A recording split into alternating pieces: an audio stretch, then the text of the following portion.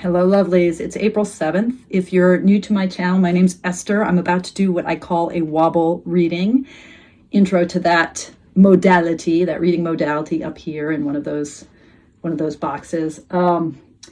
Yeah, and also if you're new to my channel, I recently have gotten quite inspired, inhabited. Inspiration, it's like the spirit is breathed into you. That's an inspiration, right? Literally inspiration, like respiration. But I think this is more like inhabitation. I have become inhabited by this calling, this idea, this image of organizing a walk across America, which the more that I live into this plan, leaving my hometown, Eugene, Oregon on July 4th, arriving in DC November 30th, that's like 2,800 miles, step by step. The more I am inhabited by this idea, the more I realize that this is all about an act of faith in possibility, in the future, in America, in Americans, in the promise of liberty. I'm calling it a liberty walk. So introduction to that there, links below. But, inhabited by this idea, feeling inspired and enlivened by it, but also I'm realizing, even with a sense of optimism and faith, I feel wobbly as shit. So I'm going to do a wobble reading today with my newest deck and probably my last deck for a long time, because walking across America, I ain't going to be making any money. I gotta I gotta cut down on some of the fineries and frivolities, and I'm sure, like all of you, I'm aware of economic crunch that's happening now. By the way, I hope you and yours are at least safe and sound. I hope you're feeling a little bit of joy and creative spark. Whatever your flavor of political engagement is or isn't, whatever your life circumstances are or are not, I'm hoping that right now you're feeling inspired. You're feeling like there's something to lean your heart into, that there's possibility. And even with that faith, I'm feeling wobbly as shit. So here's my newest tarot deck and the last one that I'll buy for a while. I have to call out to a member of my tarot cohort, my Mindful Tarot certificate program, Craig, for introducing this deck to me, Time Tarot. It's Eugene Vinitsky's latest deck. It's beautiful. I have not even flipped through it or watched any walkthroughs of it, but I've just kind of glanced at some of the cards. And I knew I had to have it. As some of you might know, because I've talked about it before, my husband calls me Time Queen, which is not exactly a term of endearment. The other name for me might be Time Bitch, because I'm like always mindful of, I gotta do more in the minutes and moments that we have. Despite all my training in mindfulness and my Zen practice, or maybe this is the reason I've had to train so hard in Zen and mindfulness, I'm so aware of the preciousness of each moment and so scared that I won't be able to squeeze it all in. I won't be able to live it all. And of course I won't. Life is impermanent. So here's a deck that's all about the relationship between human time and divine time.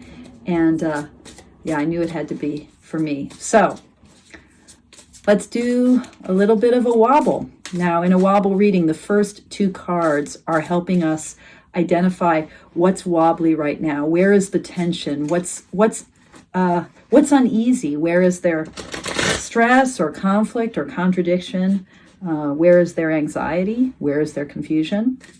So the first two cards are to help identify what's wobbly right now.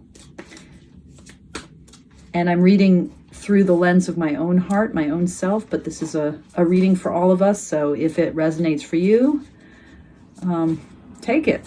Okay, pulled two cards. Oh my goodness.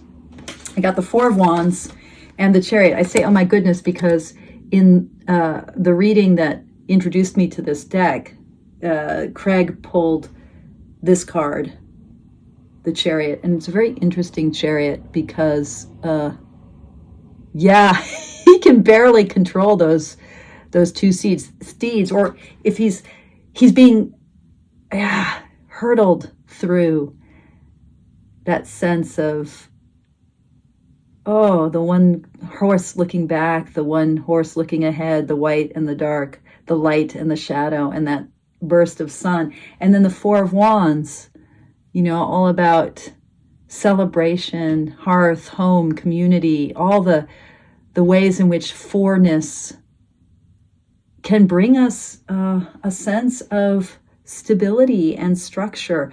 And with the sundial or the time dial underneath them, really feeling that joyous hominess that gives us a sense of continuity over time.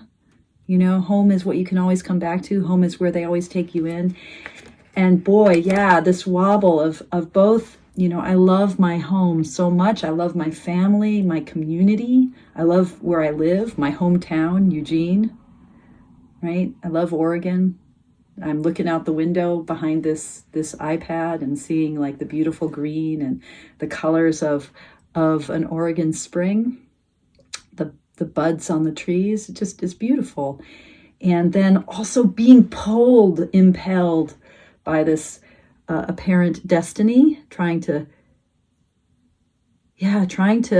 manage my horses. I've been saying a lot of late that the world needs all of us to bring forth all of us, that the world needs all the horsepower it can get. I've been saying that very phrase for a while now. And this chariot card is about, how do I bring all my horsepower here? But the tension, because I do love my home.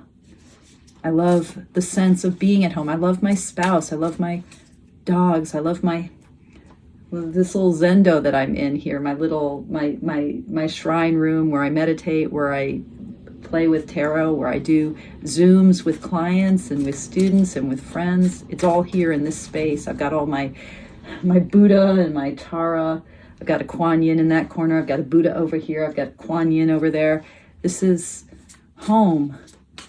And then there's the pull of the chariot. So the third card in my wobble reading today is the card that takes that wobbliness between home and maybe destiny, what's pulling me, and tries to frame a really good question, to take the wobble and hold it as a question that can help guide me forward. So how do we hold that wobble? What is the really good question here? The King of Wands. Okay, he's a guy that I've seen a lot of late. The King of Wands, the Knight of Wands, the Page of Wands, and and look at all the gears. Okay. Air of fire. So how do I take the fire that's pulling me forward, that's pulling me maybe away from the stability of the Four of Wands? How do I take that fire and hold it with the spaciousness and stability, really, of the King? And in the ways that I think about tarot, where I line up all the ones and twos and threes all through all five suits. So starting with the major arcana, where the one card is the Magician, right? All the way through. For me, the Kings are fours. They're the 14th card in a suit. So another way to think about the King of Wands is to think that he is the stabilizing figure, that the Four of Wands also recognizes the stability of home. The King is fire stabilized in that spaciousness of kingliness, of the airiness of kings. For me, kings associate with the element of air, knights associate with the element of fire. So this is air of fire. Yeah, I've gotta be this guy. I've gotta hold the fire. Or maybe this is the question. How do we hold the fire with spaciousness expansiveness and stability, the stability of the whole sky, the stability of that kind of big picture.